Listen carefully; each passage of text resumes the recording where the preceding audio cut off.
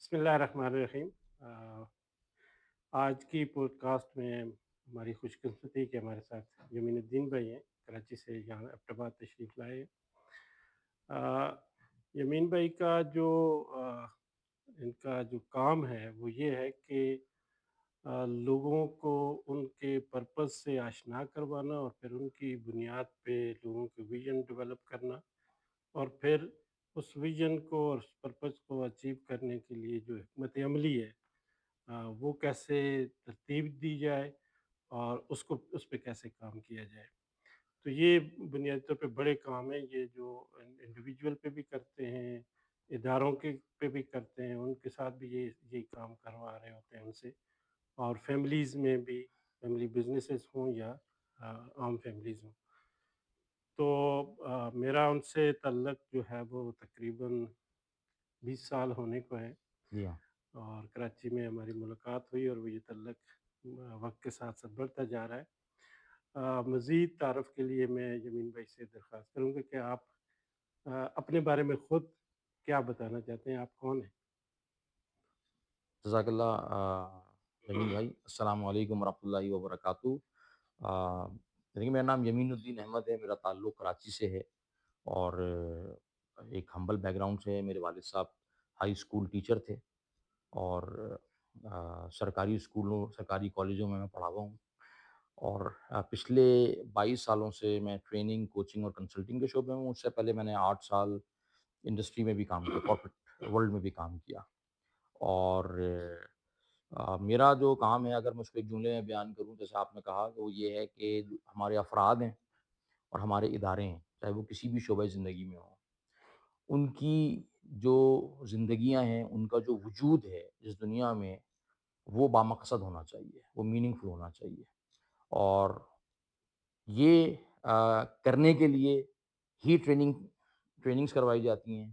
اسی کام کو اور آگے لے جانے کے لیے انڈیویجول لیول پہ کوچنگ ہوتی ہے، آرگنائزیشنس کے، اداروں کے لیول پہ کنسلٹنگ سروسز ہوتی ہیں۔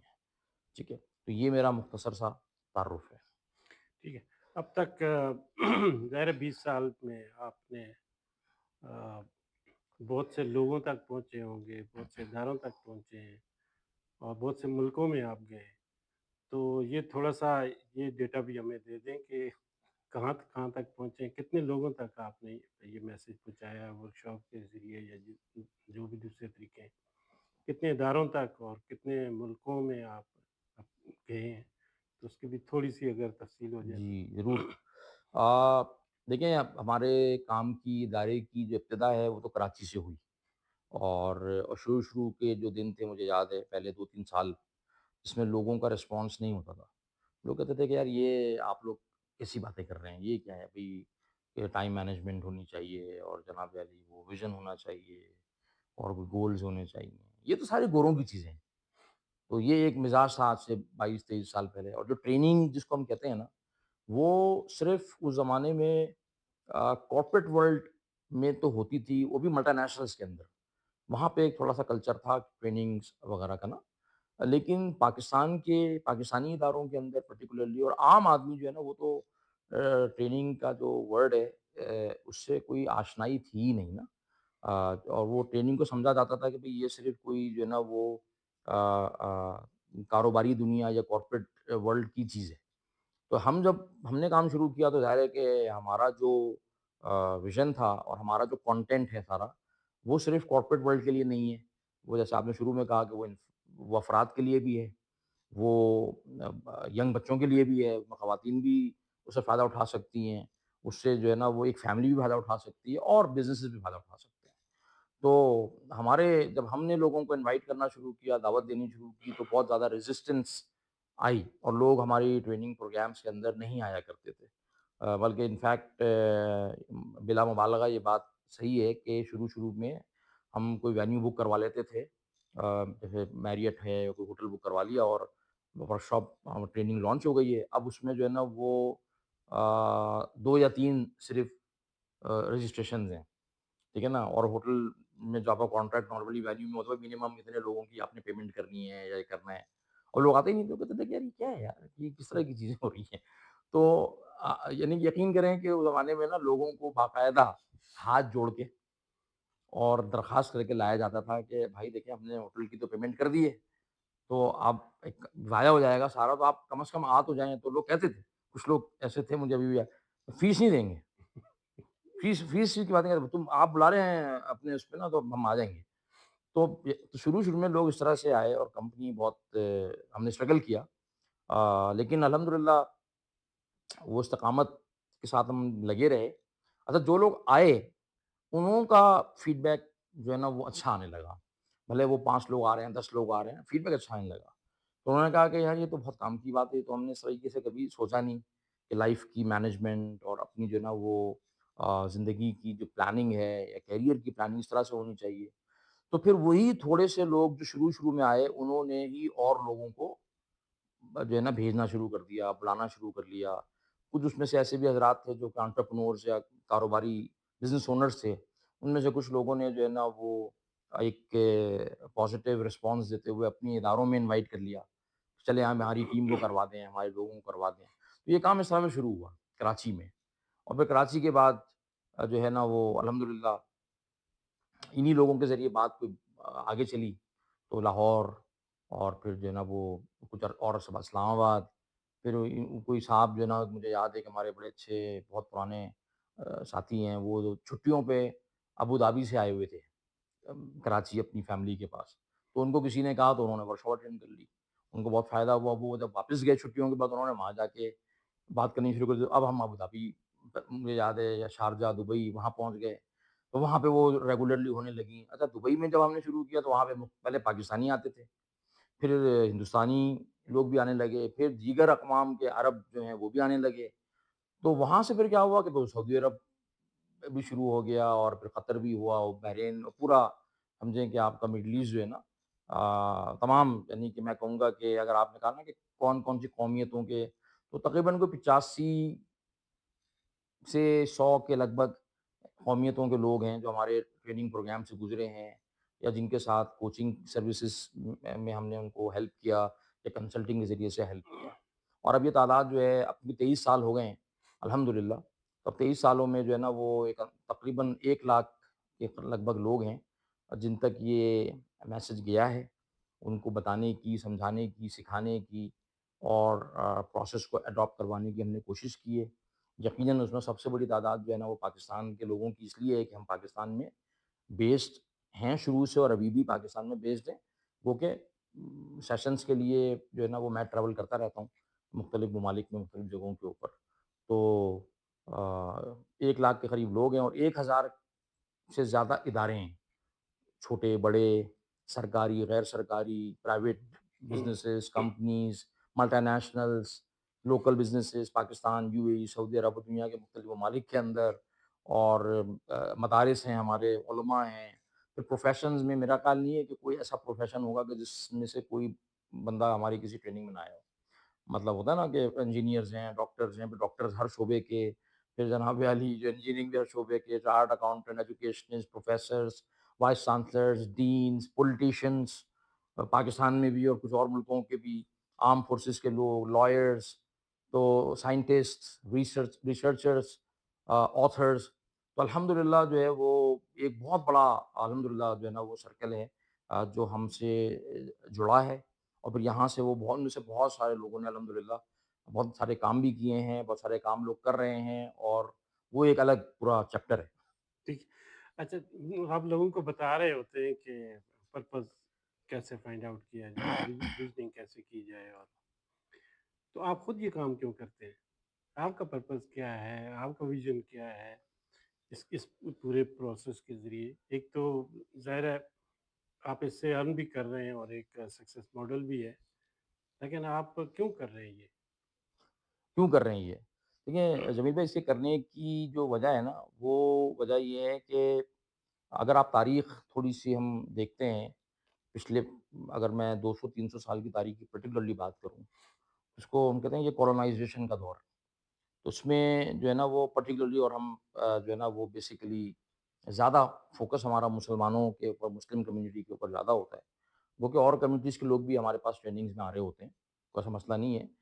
تو ہم نے یہ دیکھا کہ یہ جو کولونائزیشن کا پورا ایک دور گزرا، خصوصاً برصغیر کی اگر آپ بات کریں، پاکستان، ہندوستان، بنگلہ دیش، یہ پورا علاقہ ہے نا، تو اور جو ہے نا وہ اور پھر میں اور جب ٹریول کیا اور بہت سارے ایسے ممالک میں یا معاشروں میں جانے کا اتفاق ہوا جو کولونائز رہے، ایسے لوگوں سے ملنے کا، ان قوموں سے کے لوگوں سے ملنے کا اتفاق ہوا، جس میں بہت ساری برطانوی نوبادیاتی جو ہے نا وہ علاقے بھی ہیں، فرینچ بھی ہیں، اس میں جو ہے نا وہ اٹالین بھی ہیں، جیسے لیبیا ہے، یا افریقہ کے اندر بہت ساری فرینچ کالونیز تھیں، تو اور ان میں اور مسلمانوں کی اس میں بہت بڑی ایک جو ہے نا تعداد ہے۔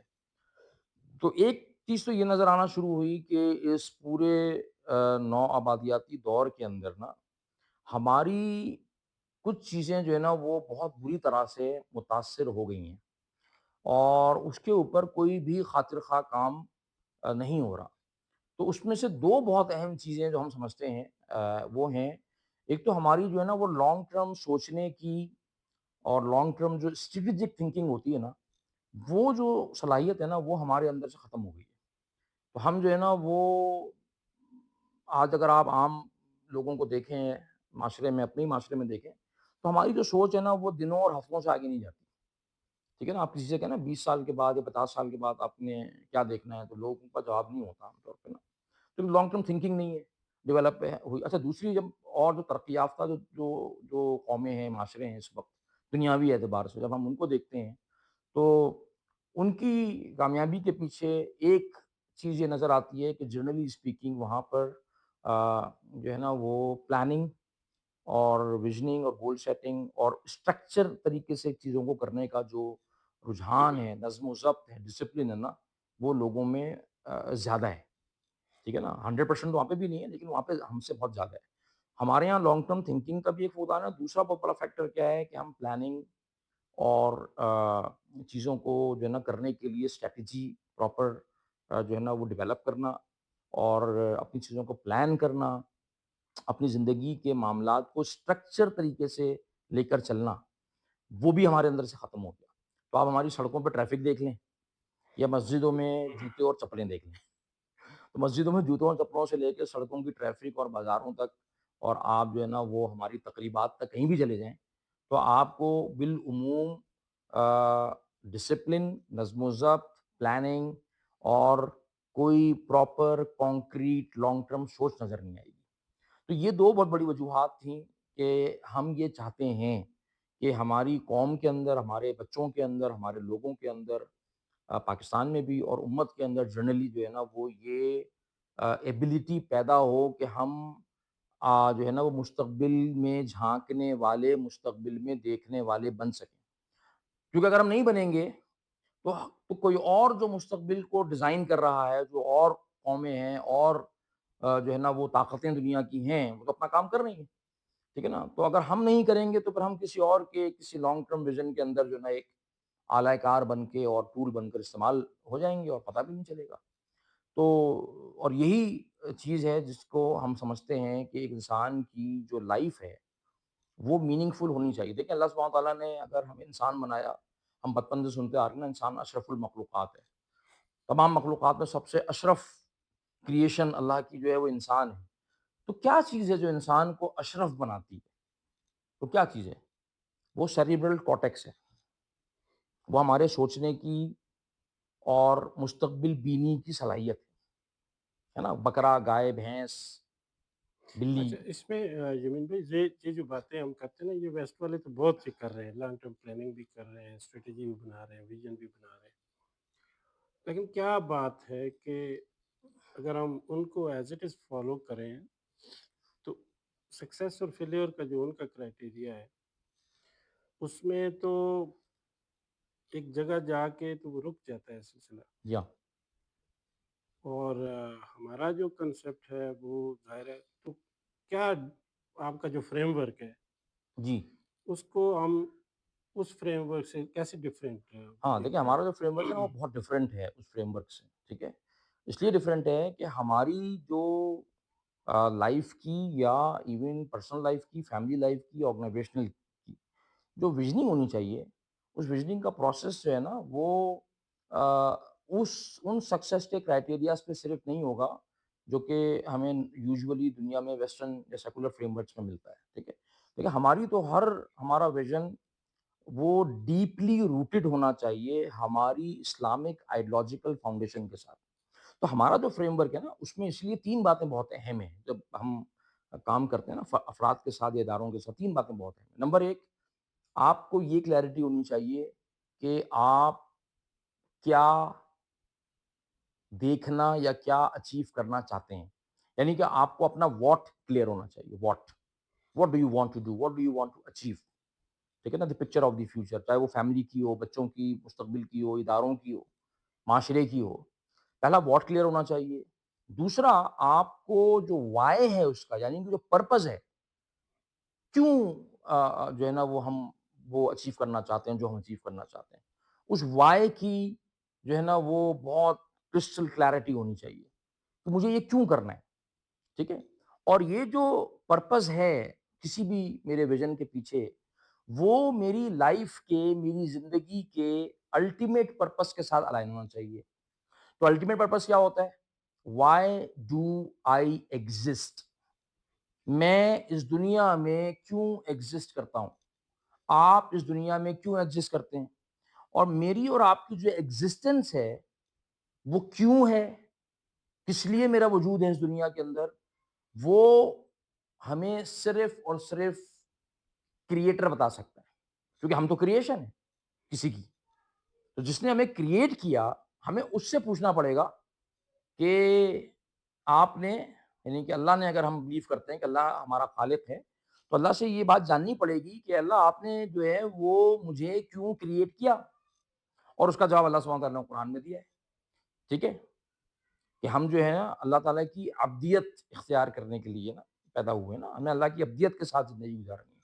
تو ہمارا ویژن جو ہے نا وہ صرف ان پیرامیٹرز کے اوپر نہیں چل سکتا۔ ہاں، اب چونکہ جو بھی ویژن آپ بناتے ہیں وہ دنیا میں ہی اس پہ کام کرنا ہے نا، یہ دنیا کی زندگی میں ہی کام کرنا ہے نا آپ نے، چاہے آپ کوئی آرگنائزیشن چلا رہے ہیں، چاہے آپ اپنے بچوں کی تربیت کر رہے ہیں، چاہے آپ معاشرے میں کوئی اور کام کر رہے ہیں، کوئی این جی او رن کر رہے ہیں، کوئی مسجد چلا رہے ہیں، کوئی مدرسہ چلا رہے ہیں، کوئی اسکول چلا رہے ہیں، تو every thing is happening in this world.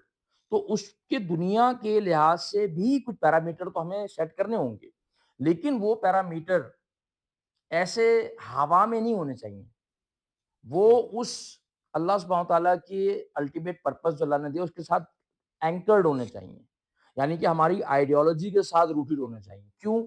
اس لیے کہ ہم جو بھی ویژن پرسو کریں گے یا کر رہے ہیں دنیا میں، جس پہ میں ہم کام کرواتے ہیں، وہ صرف اس دنیا کے لیے ہے نہیں، اس کا کوئی نہ کوئی اچھا یا برا، پازیٹیو یا نیگیٹو امپیکٹ اور آؤٹ کم ہماری اور آپ کی آخرت میں بھی ملنا ہے۔ ٹھیک ہے۔ اسی لیے ہم جو بھی ویژن بنائیں گے وہ ویژن ایک پوائنٹ پر آ کے وہ رکے گا نہیں۔ اس کا لینڈسکیپ جو ہے نا، یہ کیونکہ یہ بات سمجھنے والی لوگوں کے لیے بڑی ضروری ہے کہ جو کوئی بھی جب ویژننگ پروسیس ہوتا ہے تو جنرلی ہم ایک اس کا پیریمیٹر یا اسکوپ ڈیفائن جی، کرتے ہیں، اور جو آپ کا فریم ورک ہے اس کا اسکوپ جو ہے وہ اس دنیا اور آخرت کی دنیا تک دونوں، پھیلا ہوا ہے، جی ہاں بالکل ایسے ہی اور ہے۔ وہ دونوں کو ایک دوسرے کو کمپلیمنٹ کر رہے ہوتے آف ہیں۔ کورس، ورنہ تو پھر آپ ٹائم ضائع کر رہے ہیں، میں ٹائم ضائع کر رہا ہوں۔ ٹھیک، تو ظاہر ہے جب یہ کنسیپٹ آئے گا تو پھر سکسیس اور فیلئر کے پیرامیٹر چینج ہو جائیں گے، بالکل صحیح ہے۔ کچھ سیم رہیں گے اور کچھ جو ہے وہ بعض دفعہ فیل ہو کے سکسیس ہو رہے ہوتے ہیں۔ ہاں، فیل ہو کے بھی آپ کامیاب ہو رہے ہوتے ہیں، جی ہاں۔ بالکل صحیح ہے۔ اچھا، اچھا اس میں یمین بھائی ایک جو جو ہمارا معاشرے کا ایک پرسیپشن بن گئی ہے، وہ سمجھتے ہیں کہ آ، یمین بھائی جو ہے نا وہ جس سٹیج پہ اب ہیں یہ شروع سے ہی ایسے تھے، ہاں؟ تو آپ کا یہ 23 سال کا سفر ہے، جی، اس میں کچھ چیزوں کا میں بھی گواہ ہوں لیکن آپ زیادہ وہ اس میں ہیں، تو کوئی آ، کیا مراحل اس میں کوئی ایسے ٹف ٹائمز آئے دیکھیں دیکھیں جمیل جن سے بھائی، گزر کے آپ جو ہے نا اب آپ یہاں پہنچے؟ آپ نے بہت اچھا سوال کیا ہے، اور یہ پوڈ کاسٹ کا نا یہ والا کلپ میں نکال بھی لوں گا، یہ بڑا امپورٹنٹ ہے۔ دیکھیں پہلی بات یہ ہے کہ میں دنیا میں کسی بھی کامیاب انسان کو دنیاوی اعتبار سے اگر وہ ہے، آخرت میں کون کامیاب ہے کون نہیں ہے تو اللہ بہتر جانتے ہیں نا، تو ہم تو دنیا میں دیکھ رہے ہوتے ہیں، اور کامیابی کا ہم نے ایک اپنا پیرامیٹر بنایا ہوا ہے، ٹھیک ہے نا؟ کوئی آدمی تھوڑا سا مشہور ہو گیا ہے یا فائنینشلی اسٹیبل ہو گیا ہے یا کسی پر گاڑی اچھی ہے تو میرے وہی بڑا کامیاب آدمی ہے، ٹھیک ہے نا؟ اور لوگ کہتے ہیں بھائی ایسا ہی ہے۔ تو میں نے کسی بھی کامیاب آدمی کو نہیں دیکھا کہ وہ بس پہلے دن سے ہی کامیاب تھا۔ ہاں، کچھ لوگ ہوں گے دنیا میں تاریخ میں ایسے لوگ بھی ہوں گے جو دنیاوی اعتبار سے جدی پشتی کوئی ہوتا ہے رئیس ہو، کوئی بہت کامیاب ہو، لیکن نارملی ایسا نہیں ہے۔ تو میرے ساتھ ایسا نہیں ہے سر، میں نے آپ کو شروع میں عرض کیا کہ دیکھیں میرے والد صاحب جو ہیں وہ ایک ہائی اسکول ٹیچر تھے، میری والدہ نیشن بلڈر تھیں، گھر پہ ہوتی تھیں۔ ہم چھوٹے سے 2 کمروں کے مکان میں ساری زندگی رہتے آئے ہیں اور ہم نے سرکاری اسکولوں میں پڑھا ہے، جس کو ایک زمانے میں پیلا اسکول کہتے تھے۔ وہ شلوار قمیض ہوتی تھی اور ٹوپی ہوتی تھی اور ہم لگا کے اسکول جایا کرتے تھے اور ہمیں اور ہاں، یہ الگ بات ہے کہ میں کراچی کے جس سرکاری اسکول میں پڑھا، وہ کراچی کا نمبر 1 اسکول تھا اپنے زمانے میں، ٹھیک ہے نا؟ بیسٹ اسکول تھا سرکاری اسکول۔ تو اور میرے والد صاحب کا انتقال ہو گیا تھا جب میں میٹرک کر کے کالج کے پہلے سال میں تھا۔ تو میں شروع سے ایسا نہیں تھا بھائی، میں نے اگر آپ جاننا چاہتے ہیں تو بھائی میں نے تو سب سے پہلے جو میں نے کام کیا وہ تھا اس زمانے میں جمعے کو چھٹی ہوتی تھی پاکستان میں، تو جمعہ بازار لگا کرتے تھے، جیسے آج کل اتوار بازار لگتے ہیں۔ تو جمعہ بازار میں ڈالڈا آئل، ابھی بھی ڈالڈا تیل آتا ہے ہوں، کھانا پکانے کا، ان کے اسٹال کے اوپر میں صبح آ، تقریباً 6:30 7 بجے سے لے کے رات کو 11 بجے تک میں کام کرتا تھا۔ اسٹال پہ کھڑے ہوتے ہیں نا، کسٹمر آتا ہے اور اس کے 60 روپے ملتے تھے، 60 روپیز، اور وہ ہر جمعے ہوتا تھا وہ جمعے وہ کام کرتے ہوئے 60 روپے جو تھے نا وہ مجھے یاد ہے میرے لیے اتنے قیمتی ہوتے تھے، اور گھر میں چونکہ والد صاحب ہمارے ارننگ ہینڈ تھے، وہ چلے گئے تو میں بڑا تھا گھر میں، تو میرے پہ ایک ذمہ داری سی آ گئی، تو میں نے یہ کام بھی کیا۔ میں نے جو ہے نا وہ کیا کہتے ہیں کسی چھوٹے سے اسپتال کے ریسیپشن پہ ایز اے ریسیپشنسٹ 910 روپے ماہانہ تنخواہ پہ جاب کی، شام کو 4 بجے سے لے کے رات کو میری 11 بجے تک ڈیوٹی ہوا کرتی تھی، یہ بھی کیا۔ میں نے جو ہے نا وہ 300 روپے 350 روپے 400 روپے کی ٹیوشنیں پڑھائیں، ٹھیک ہے نا؟ اور اس کے لیے کراچی میں پبلک ٹرانسپورٹ میں کھجل خوار ہوتا تھا، پیدل 2 2 3 3 4 روپے پیدل چلتا تھا، پیسے بچانے، پیسے نہیں ہوتے تھے سر، پیسے نہیں ہوتے، گھر میں پیسے دینے ہوتے تھے والدہ کو، ہوں، چھوٹے بہن بھائی بھی تھے۔ تو اس طریقے سے جو ہے نا وہ اللہ خیر وہ ایک حالات گزرے، پھر اس کے بعد جب انہوں نے پروفیشنل کیریئر شروع کیا تو میں نے جاب کی، بہت چھوٹے لیول سے جاب شروع کی، بسوں میں جانا، بسوں میں آنا، ٹھیک ہے نا؟ ہاں، پھر آہستہ آہستہ کر کے جو ہے نا وہ ڈیولپمنٹ ہوئی، پھر 8 سال کارپوریٹ ورلڈ میں گزارے، اور جب کارپوریٹ ورلڈ میں میرا ٹیک آف کرنے کا ٹائم آیا تو میں کارپوریٹ ورلڈ چھوڑ دیا اور میں یہ کوچنگ ٹریننگ اس میں آ گیا، اور یہ اس وقت پاکستان میں بالکل میں نے بتایا آپ کو کام نیا کام تھا، لوگوں کی ایکسیپٹیبلٹی نہیں تھی، اور جتنا میں کارپوریٹ ورلڈ میں کماتا تھا، جب میں نے ٹریننگ کا اور کوچنگ کا اور کنسلٹنگ کا شعبہ جوائن کیا، اللہ تعالیٰ گواہ ہیں کہ میں اس سے کم انکم کے اوپر یہاں پہ آیا، اور اس کم انکم کے اوپر سسٹین ہم نے کیا 2 3 4 سال، اور اس کے بعد ایک پوری سر 22 23 سال کی ایک جدوجہد ہے نا، اس میں جو ہے نا وہ کتنی راتیں ہیں اپنے مینٹورس کے پاس، راتوں کو 3:30 4 بجے جانا، سیکھنا، ہزاروں کتابیں پڑھی ہیں، ٹھیک ہے نا؟ اگر میں نے ٹریول کیا ہے تو سر ٹریول میں نے کوئی جو ہے نا کہتے ہیں نا کہ وہ میں نے کوئی انجوائمنٹ اور فن اور تفریح کے لیے ٹریول کیا، ایسا نہیں ہوا۔ ٹریول کیا، موقع مل گیا تو کچھ جو ہے نا وہ کچھ جگہ دیکھ لی ورنہ ٹریول جب بھی کیا وہ اس ویژن کے لیے کیا۔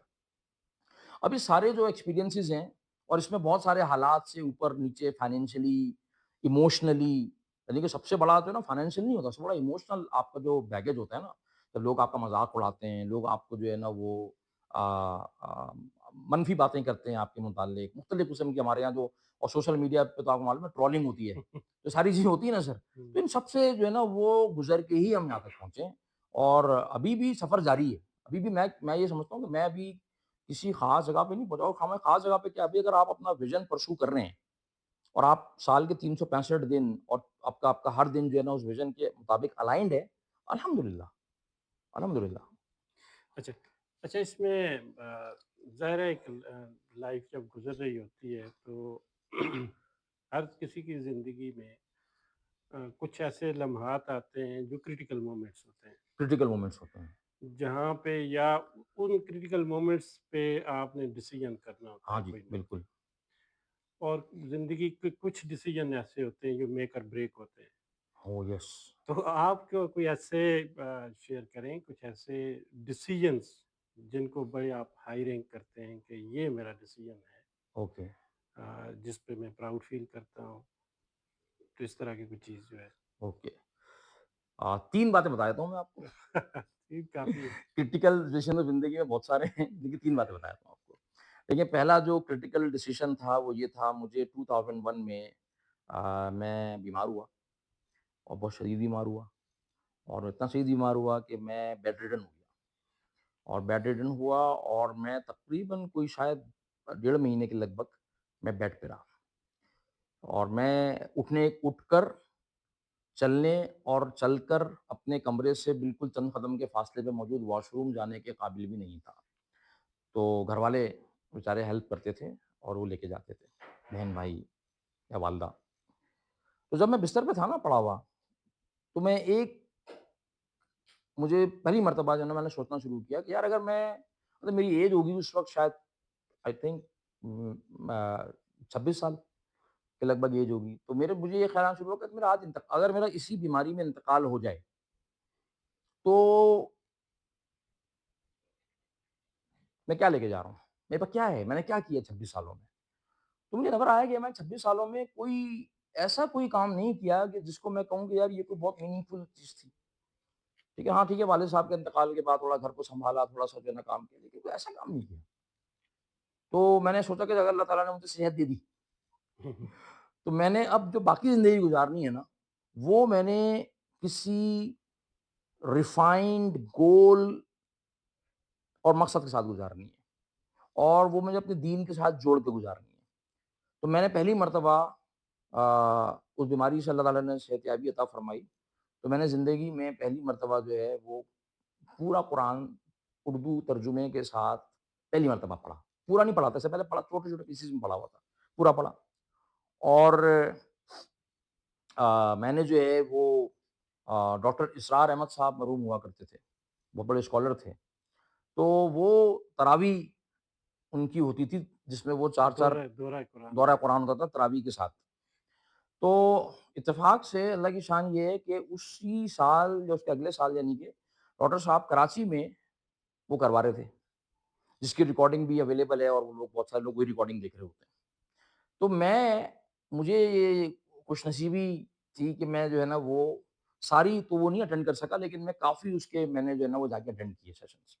हुँ, और मुझे डॉक्टर साहब से जो है ना एक मोहब्बत हो गई, और मैंने जो है ना वो पूरा कुरान पहली मर्तबा तर्जुमे के साथ और तफ़सील के साथ उनकी वो पूरी वीडियोज़ फिर मैंने बाद में देखी। पूरा मैंने जो है ना वो समझा, और उसके बाद फिर उलमा के साथ ताल्लुक़ हुआ। तो एक तो ये बीमारी जो थी ना, मेरा क्रिटिकल मोमेंट था कि भई सही होने के बाद ज़िंदगी वैसे ही गुज़ारनी है, या कुछ उसमें तरतीब में बदलाव लेके आना है। तो एक तो ये था। दूसरा जो था बहुत बड़ा डिसीज़न मेरी ज़िंदगी का, वो था कॉर्पोरेट करियर को छोड़कर अ, टाइम लेंडर्स को जॉइन करना as a trainer, coach, consultant.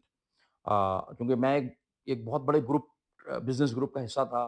क्योंकि बड़े कॉर्पोरेट वर्ल्ड में किसी बड़ी कंपनी के साथ काम करते हैं, तो उसके अपने आपको यानी कॉर्पोरेट बेनिफिट्स होते हैं, सैलरीज़ और पर्क्स और सारी चीज़ें तो होती हैं ना। ठीक है ना? वो सारी चीज़ें थी। अच्छा, जो आपका जो स्ट्रगल का टाइम होता है, वो 8 साल, 7-8 साल मैं गुज़ार चुका था। हुँ, ठीक है ना? अब मैं फ्लाइंग मोड में था, जहाँ से मुझे जो है ना वो मैनेजरियल लेवल पे जाना था, और जिसमें फिर आपको कंपनी गाड़ी भी दे देती है, और ये भी होता है, वो भी होता है। तो उस जंक्चर पे आके जो है ना वो अपने उस करियर को छोड़ना, और एक नामालूम कंपनी को के साथ जो है ना अपना रिश्ता जोड़ना, और एक ऐसा काम शुरू करना जिसके मुतालिक ये नहीं पता था कि ये चलेगा कि नहीं चलेगा, हुँ, और ये काम चलेगा तो मैं चलूँगा कि नहीं चलूँगा। मुझे नहीं मालूम था कि मैं बोल सकता हूँ, मैं बात कर सकता हूँ, मैं ट्रेनिंग करा सकता हूँ, लोगों को फेस कर सकता हूँ। मैंने तो इससे पहले कभी भी नहीं किया था, ठीक है ना? तो बिल्कुल एक अनसर्टेनिटी के अंदर जाना, लेकिन ये फैसला करने के पीछे एक विज़न था, जो बीमारी में भी आया। फिर मेरी वालिदा भी मुझसे कहती थीं कि भई आप ज़िंदगी में जो भी काम करें ना, तो वो खाली पैसा कमाने के लिए नहीं करना। पैसा कमाओ, लेकिन जो है ना उसमें कोई मकसदियत होनी चाहिए। तो ये दूसरा क्रिटिकल डिसीज़न था मेरी ज़िंदगी का, और आई एम वेरी हैप्पी। आज मैं बहुत खुश हूँ। पीछे मुड़ के 22 साल, 23 साल पहले के इस फैसले को मैं देखता हूँ, तो मैं कहता हूँ कि अल्लाहुम्मा लकल हम्द व लक शुक्र। अल्लाह का शुक्र है कि अल्लाह ताला ने सही फैसला करवा दिया। और उस वक़्त भी लोगों ने मुझे कहा कि तुम पागल हो गए हो, ये तुम कैसी हरकतें कर रहे हो? कहाँ जा रहे हो? कौन-सी कंपनी? इतना सा ऑफ़िस है छोटा-सा, 4 लोग बैठे हुए हैं, क्या तुम करोगे यार? ठीक है ना? तो लेकिन अल्हम्दुलिल्लाह। और तीसरा मेरा जो डिसीज़न था क्रिटिकल, वो था मेरी शादी का डिसीज़न। हुँ। ٹھیک ہے نا؟ تو میں نے جب شادی کی، تو میں شادی بھی ایک ویژن کے روشنی میں کی تھی کہ میرا ویژن جو ایک اس وقت کرافٹ ہوا تھا کہ میں لائف میں کیا کرنا چاہتا ہوں۔ آ، تو مجھے ایسی شریک حیات چاہیے تھی کہ جو اس ویژن کو انڈرسٹینڈ کریں اور اس میں وہ مجھے سپورٹ کریں، اور اس میں اگر کوئی جو ہے نا وہ نشیب و فراز آئیں، تو وہ جم کے کھڑی رہیں، ٹھیک ہے نا؟ اور ان کے جو سکسیس کے جو پیرامیٹر ہے، کرائیٹیریا ہے یا زندگی کی کامیابی کا، وہ والا نہ ہو جو عام دنیا میں ہمارے معاشرے میں بہت ساری خواتین کا عمومی طور پہ ہوتا ہے۔ یہ تھا، تو میں نے اپنی والدہ کو ایک پیپر پہ لکھ کر دیا تھا کہ آپ جو خاتون ڈھونڈ رہی ہیں میرے لیے، ان میں مجھے دیکھیں نا یہ ڈوز اور ڈونٹ نہیں کہتے ہیں، یہ نیگوشیبلز ہیں یا نان نیگوشیبلز ہیں۔ صحیح ہے۔ تو آپ نے نا اس ویژن کی روشنی میں جو ہے نا وہ سارا جو ہے نا وہ فیصلہ کرنا ہے، ٹھیک ہے نا؟ اور ایک مرتبہ مجھے آپ نے بتانا ہے، تو آخری جو فیصلہ ہوگا وہ میں ہی کروں گا۔ تو میں نے امی کو کہا تھا آخری فیصلہ جو ہے وہ آپ نے نہیں کرنا، آخری فیصلہ میں کروں گا، ٹھیک ہے؟ تو الحمدللہ تو امی نے ہماری جو ہماری اہلیہ کو ڈھونڈا، تو وہ میری زندگی کا بہت کرٹیکل ڈیسیژن ہے، اور اگر آج میں کچھ کرنے کے قابل تھوڑا بہت اللہ تعالیٰ نے کر دیا ہے، تو اس میں میری والدہ کا بہت بڑا رول ہے، اللہ ان کی مغفرت فرمائے رحم اللہ، اور میری اہلیہ کا بہت بڑا رول ہے، اور اس کے بعد میرے بچوں کا۔ تو وہ اہلیہ کی وجہ سے جو بچوں کی ہم نے ویژننگ کی پوری، اور اس ویژن کے مطابق بچوں کو ہم نے ڈیولپ کرنے کی کوشش کی، اور ابھی بھی کر رہے ہیں، تو سفر جاری ہے۔ چلیے 3 ڈیسیزن تو آپ نے لیے، اس کے بعد بھی کافی ڈیسیزن ہیں کہ لوگوں کو بھی نوکریاں آپ نے چھڑوائی ہیں، تو ان میں سے ایک میں بھی شکار ہو گیا اس کا۔ پیرنٹنگ کی طرف آتے ہیں، ابھی آپ نے اپنی والدہ کے رول کا ذکر کیا اور پھر اپنے بچوں کی پیرنٹنگ، تو اور یہ آج کل بڑا فیشن ورڈ بھی چل رہا ہے نا، پیرنٹنگ پیرنٹنگ، اور کیا آپ پیرنٹس غلطیاں کرتے ہیں اپنے بچوں کو ان کے ویژننگ پروسیس میں؟ یہ آپ کے خیال میں 2-3 کیا ایسی کمیاں ہیں جو والدین کو دور کرنی چاہیے؟ دیکھیں، سب سے پہلی چیز جو میں سمجھتا ہوں وہ یہ ہے کہ جیسے میں نے تھوڑی دیر پہلے عرض کیا تھا کہ ہم چونکہ ایک بہت لمبے طویل دور غلامی سے گزرے ہیں، تو جب بھی کوئی معاشرہ یا کوئی قوم بہت عرصے تک اس یعنی کئی جنریشنز غلامی کے دور سے گزرتی ہے نا، تو وہاں پر ایک مسئلہ تو یہ ہو جاتا ہے کہ جو انسان ان کے جو سوچنے کی کرٹیکل تھنکنگ جو ہوتی ہے نا، کرٹیکل تھنکنگ، تو کرٹیکل تھنکنگ جو ہوتی ہے نا وہ ختم ہو جاتی ہے یا بہت کم ہو جاتی ہے۔ تو یہ ہمارے ساتھ بھی ہوا، ٹھیک ہے نا؟ تو اس لیے اگر آپ دیکھیں گے تو ہماری سوسائٹی میں ابھی تھوڑا-سا شاید چینج ہوا ہے، لیکن جو ہے نا وہ آج سے اگر میں 20 30 40 سال پہلے کی بات کرتا ہوں تو ایک پرٹیکولر پیٹرن ہے، اور آپ کو جو ہے نا وہ تمام لوگ اسی پیٹرن پہ چلتے ہوئے نظر آتے ہیں، ٹھیک ہے نا؟ کراچی ہو، لاہور ہو، ٹھیک ہے نا؟ وہ کوئی اور بنگلہ دیش ڈھاکہ ہو، ایک پیٹرن ہے۔ پیٹرن کیا ہے کہ بھائی ٹھیک ہے، شادی ہو گئی ہے، بچہ ہو گیا ہے، پڑھائی کر لو، پھر نوکری کر لو، پھر شادی کر لو، پھر بچے کر لو، اور وہ ایک سائیکل ہے۔ لیکن اگر ہم مسلمان پیرنٹ ہیں، تو کیا ایک مسلمان پیرنٹ کی زندگی میں اپنے بچوں کی جو ڈیولپمنٹ ہے، اس کا ویژن بس اتنا ہی ہونا چاہیے کہ جو ہے نا بس اس کو کسی اسکول میں داخل کرا دیا، اسکول کی فیس پے کر دی؟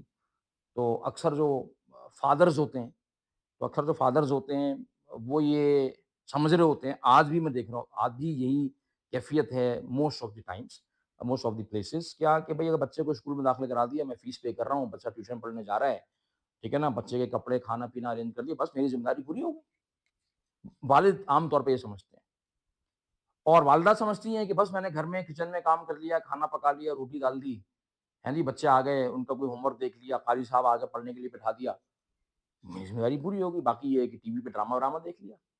آج کل جو ہے زیادہ تر امیاں جو ہے نا وہ ریلز اور شارٹس دیکھ رہی ہوتی ہیں، ٹھیک ہے نا؟ تو یہ چل رہا ہے نا گھروں میں، عام گھروں گھروں میں یہی سین چل رہا ہے بھائی، ٹھیک ہے نا؟ تو اب اس کا مطلب یہ ہے کہ نہ والد صاحب نہ والدہ اپنے بچوں کی کوئی بھی پراپر ویژننگ نہیں کرا۔ ویژننگ کا مطلب یہ ہے کہ یہ بیٹھ کر سوچنا کہ اللہ سبحانہ تعالیٰ نے اگر ہمیں اولاد کی یہ نعمت دی ہے، تو ہم اپنی اولاد کو کن صفات کے ساتھ متصف دیکھنا چاہتے ہیں، ان کا ان بچوں کو کیا ویژن دینا چاہتے ہیں، کیونکہ ہم دیکھیں ہم ایک تو مسلمان ہیں اور ہم امتی ہیں رسول کریم صلی صحیح، اللہ تعالی علیہ وسلم کے۔ تو حضور اکرم صلی اللہ علیہ وسلم کا جو ویژن تھا وہ تو قیامت تک کے لیے تھا نا۔ تو حضور تو ایک ویژن دے کر گئے ہیں پوری امت کو۔ نبوت ختم ہوئی نا، رسالت تو ختم نہیں ہوئی ہے، ہوں، وہ تو ٹرانسفر ہو گئی ہے امت کو۔ تو جب امت کا ایک بہت بڑا حصہ اس کے پاس وہ ویژن ہی نہیں ہے کہ بچوں کے لیے، نسلوں کے لیے، تو پھر ہم اپنی نسلیں جو پیدا کر رہے ہیں پچھلے، اگر آپ 70-75 سال پاکستان کے دیکھ لیں، تو ہم نے جو میجورٹی آف دی جنریشن اپنی پیدا کی ہے، ان کو آپ دیکھیں، لوگوں کو تو کیا کام کرتے ہوئے نظر آتا ہے؟ ہر آدمی نوکری کر رہا ہے، پیسے کما رہا ہے، اسی تگ و دو میں وہ لگا ہوا ہے۔ اس کی زندگی میں نوکری، پیسے، پروموشن اور اپنا گھر بنانے سے زیادہ بڑا، اس سے آگے کی کوئی چیز نہیں ہے۔ تو میں یہ کہتا ہوں پیرنٹس کو کہ یہ غلطی اب کرنا بند کر دیں، اور ہم یہ بھی صحیح طریقے سے نہیں کر رہے۔ میں یہ بتاؤں آپ کو، یہ کام بھی ہم صحیح، ہم دنیا بھی صحیح طریقے سے کر لیتے، ہم نے وہ بھی نہیں کی، یعنی کہ ہم جو ہے نا وہ دین بھی صحیح طریقے سے نہیں کر رہے، دنیا بھی صحیح طریقے سے نہیں کر رہے، ٹھیک ہے نا۔ تو ہم تو جو ہے نا وہ نہ ادھر کے ہیں نہ ادھر کے، نہ خدا ہی ملا، نہ وصال صنم، نہ یہاں کے رہے نہ وہاں کے رہے۔ تو میں یہ کہہ رہا ہوں کہ بھئی بچوں کو آپ نوکری کرنے کا خالی، یا جو ہے نا وہ فائنینشلی اسٹیبلش ہو جانے تک کا ویژن نہ دیں۔ فائنینشل اسٹیبلش ہونا، نوکری کرنا، کاروبار کرنا، دیکھیں یہ زندگی کا ایک پارٹ ہے، یہ پوری زندگی، کل زندگی ہے نہیں، زندگی ایک جز ہے۔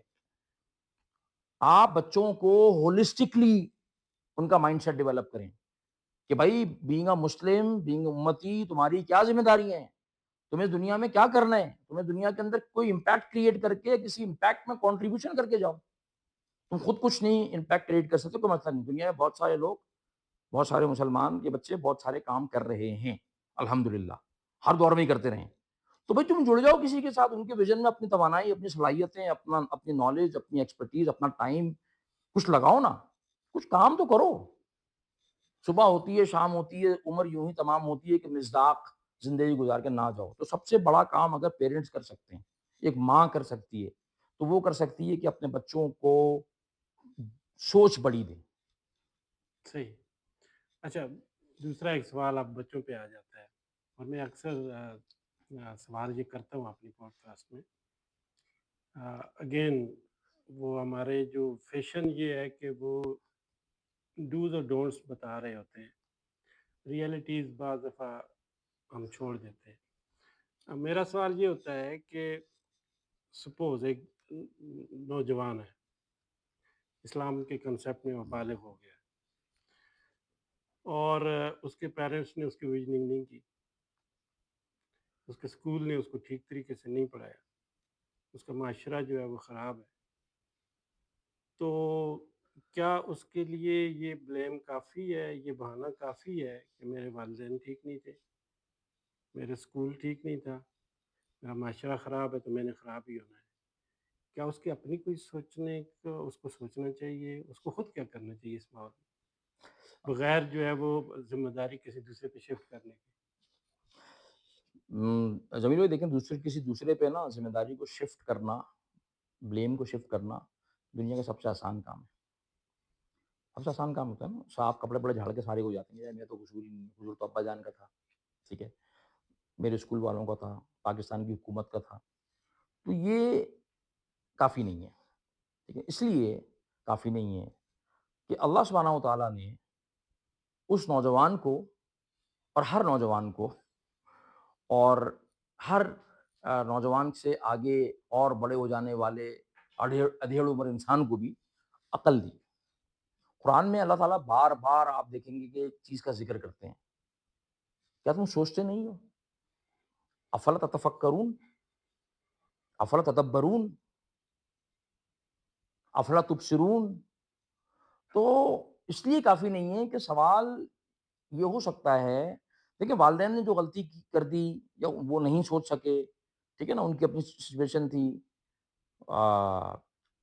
پھر اسکول والوں نے بھی نہیں کیا، لیکن اس کا قطعاً یہ مطلب نہیں ہے کہ میری اب جو ہے میں آزاد ہو چکا ہوں کیونکہ سارے اور لوگ ذمہ دار تھے۔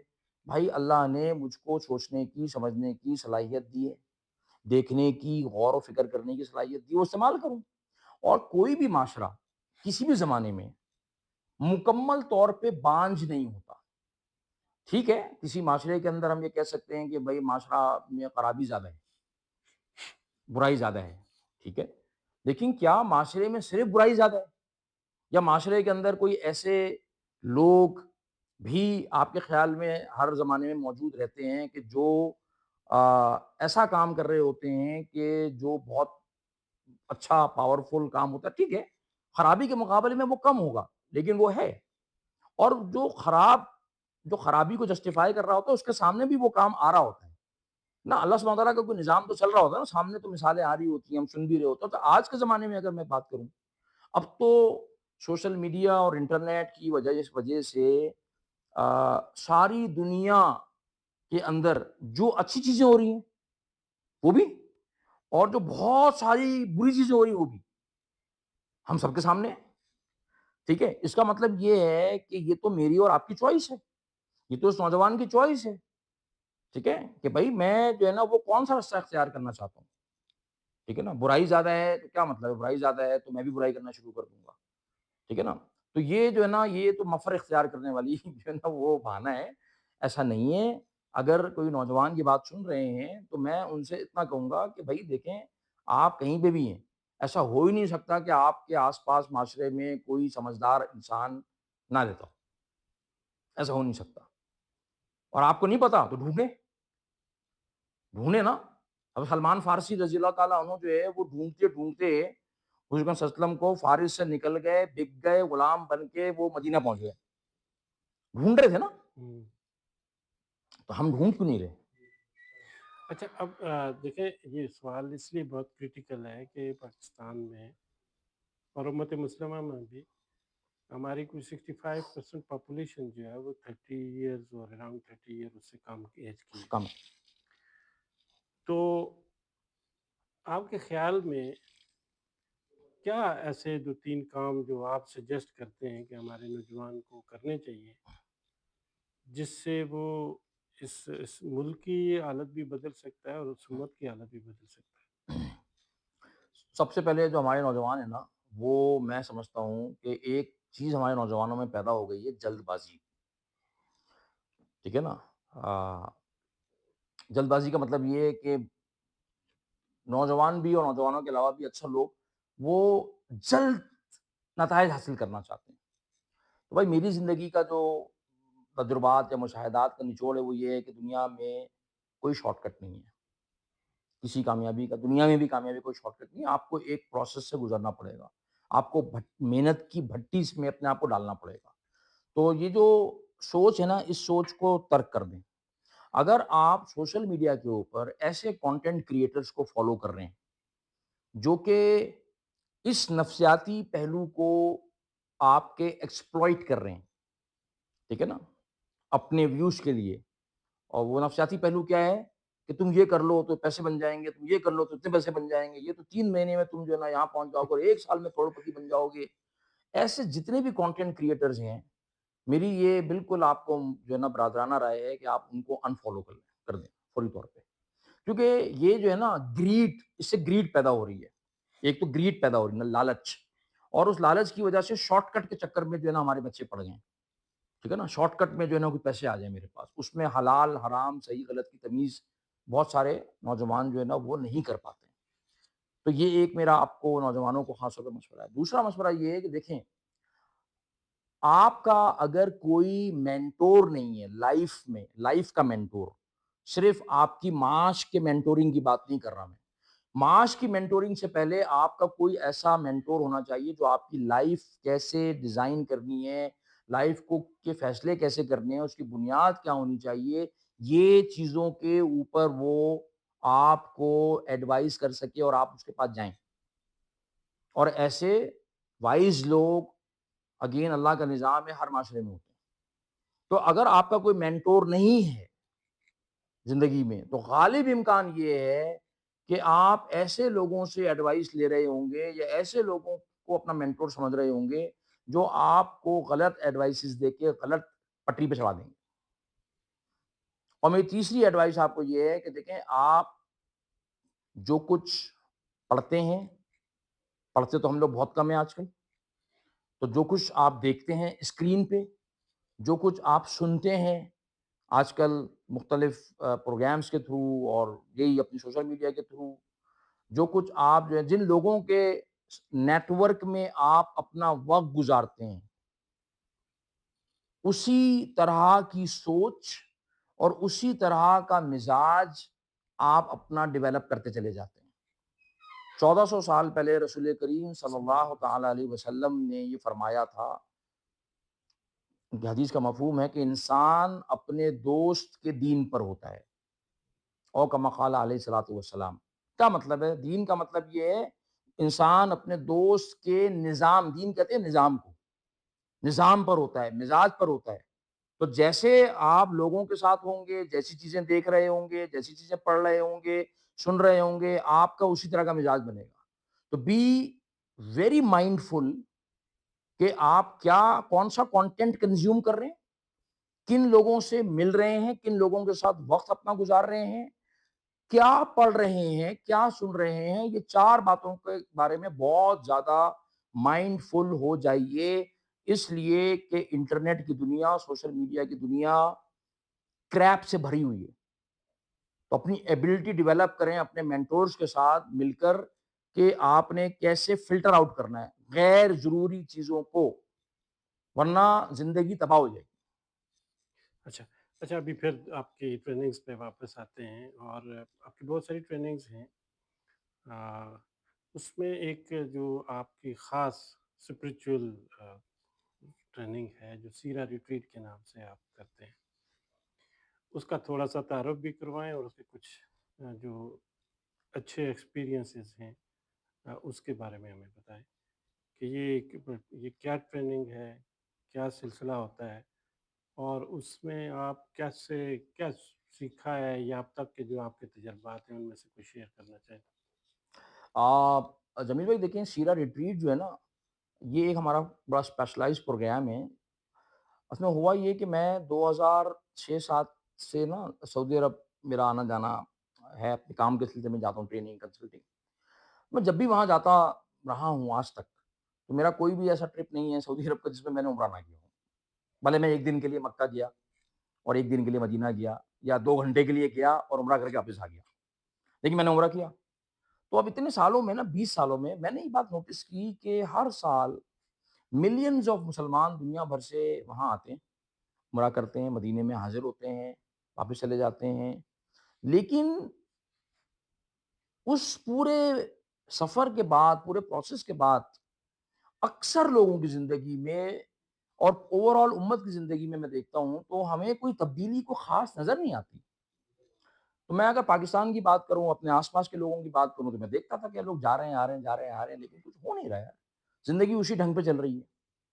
تو میں نے یہ بات ریئلائز کی، اور ریئلائزیشن تو میری 2000 تقریباً سمجھے کہ 13-14 میں ریئلائزیشن مجھے ہو گئی تھی کہ اصل بات یہ ہے کہ ہم یہاں پہ آ رہے ہیں، عمرہ کر رہے ہیں، اور بہت سارے لوگ ملٹیپل عمرے کرتے ہیں، بار بار عمرے کر رہے ہوتے ہیں، اور مدینے میں جاتے ہیں، نمازیں مسجد نبوی میں پڑھ لیتے ہیں، لیکن جو بہت اہم فیکٹر ہے اس جگہ کا، جو جس کی وجہ سے وہ جگہیں اتنی بابرکت ہیں، وہ تو ذات اقدس ہے رسول کریم صلی اللہ صلی اللہ علیہ علیہ وسلم وسلم۔ کی۔ اور وہاں پر آ کے اپنے آپ کو حضور اکرم صلی اللہ علیہ وسلم کی سیرت سے جوڑنے کا کوئی عمل ہی نہیں ہو رہا، الا یہ کہ چند جو ہے نا وہ معروف زیارات ہیں، لوگ ان زیارات پہ چلے جاتے ہیں، کوئی گاڑی واڑی پکڑ کے، ہاں، ٹیکسی وہ وغیرہ بھی پکڑ دور کے، سے دیکھ کے واپس ہیں، آ وہ بھی دور سے وہ دیکھ دیکھ کر بس واپس آ جاتے ہیں، ٹھیک ہے نا، لیکن اس میں کوئی کنیکشن سیرت کے ساتھ ڈیولپ نہیں ہوتا۔ تو یہ میں 2012-13 سے سوچتا آ رہا تھا، تو مجھے پھر اس وقت کام کرنے کا مجھے موقع نہیں ملا، پھر یہ کووڈ آ گیا۔ پھر کووڈ کے بعد میں نے سیریسلی اس کے اوپر پھر میں جو ہے نا وہ بیٹھا، اور میں نے فیصلہ کیا کہ ہم ایک پروگرام ڈیزائن کریں۔ تو حکم نے ڈیزائن کیا پورے پروگرام کو سیرا ریٹریٹ کے نام سے، کہ بھئی گروپ کی شکل میں ہم جائیں، جو جانا چاہتے ہیں میرے ساتھ لوگ، فیملیز، وہاں پر عمرہ تو ہوگا، مدینے میں بھی حاضری ہو جائے ہوگی، لیکن ہم اس پورے جو ہے نا 12 دن یا 14 دن کا جو بھی ہمارا سفر ہے، اس میں ہم مدینے، مکہ، طائف اور ان کے گرد و نواح میں وہ تمام جگہوں پہ اسپیسیفکلی وزٹ کریں، اور وہاں ان جگہوں پہ جا کے سیرت کے ان گوشوں کو کا ذکر کریں، ان کو ڈسکس کریں، اس میں سے اپنی لرننگ اخذ کریں۔ ٹھیک ہے نا؟ اور پورا پورا دن ہمارا جو ہے نا وہ سیرت کو کی ان جگہوں کو جا کر دیکھنا، سمجھنا۔ غزوہ بدر جب ہوا، ایک ہوتا ہے آپ غزوہ بدر کی سائٹ پہ گئے، آپ نے جو ہے نا شہدائے بدر کے نام پڑھے، قبرستان کے باہر کھڑے ہو کے جو ہے نا وہ آپ نے جو ہے نا وہ فاتحہ پڑھ لی، دعا پڑھ لی، مسجد میں جا کے 2 رکعت نفل پڑھ لیے۔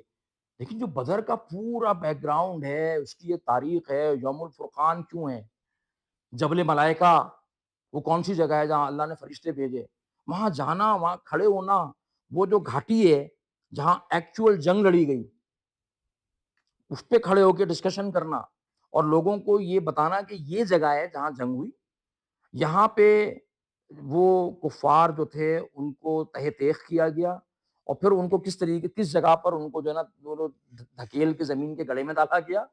اور وہ پورا جو منظرنامہ ہے نا، جب انسان وہاں کھڑے ہو کر سنتا ہے، ہم ان کو سن رہے ہوتے ہیں گھاٹی کے سامنے کھڑے ہو کے، اور اوپر سے سورج کی تمازت بھی ہو اور زبردست قسم کی گرمی بھی ہو، تو پھر انسان کو سیرت کی صحیح فیلنگ آتی ہے، ٹھیک ہے نا؟ اچھا، لوگ کہتے ہیں کہ امین صاحب وہ تو دیکھیں نا گرمی بہت ہوتی ہے، تو میں کہتا ہوں کہ بھائی اللہ کے رسول صلی اللہ علیہ وسلم نے اور صحابہ نے ہمارے خاطر جو ہے وہ کتنی گرمیاں اور سردیاں برداشت کی، تو ہم کیا بدر کے میدان میں اگر جا کے کھڑے ہو جائیں اور ہم آدھا گھنٹہ جو ہے نا وہ اگر سورج کی تمازت سے پسینے ہمارے بہ جائیں تو ہم یہ بھی نہیں کر سکتے؟ تو ہم مطلب میرا مقصد یہ جان بوجھ کے ہوتا ہے کہ ہم وہاں جائیں، تھوڑا سا مشقت، تھوڑی سی جو ہے نا وہ تکلیف بھی اٹھائیں۔ ہاں باقی تو ہوٹل میں آپ ٹھہرے ہوئے ہیں بھائی، اس میں اے سی ہے، آپ جس گاڑی میں بس میں جا رہے ہیں اس میں اے سی ہے، کھانا آپ کو اچھا مل رہا ہے، لیکن آپ خندق میں جا رہے ہیں، احد میں جا رہے ہیں، بدر میں جا رہے ہیں، آپ جو ہے نا وہ طائف جا رہے ہیں، تو تھوڑی سی مشقت اٹھائیں، تو تھوڑا احساس تو ہو نا۔ طائف کی وادی میں جب آپ اس جگہ جاتے ہیں جہاں سے پتھر مارے جا رہے ہیں، ٹھیک ہے نا، آپ کو پتھر تو نہیں مارے جا رہے نا، آپ تو صرف کھڑے ہو کے وہ جگہ دیکھ رہے ہیں اور پوری بات کو سن رہے ہیں۔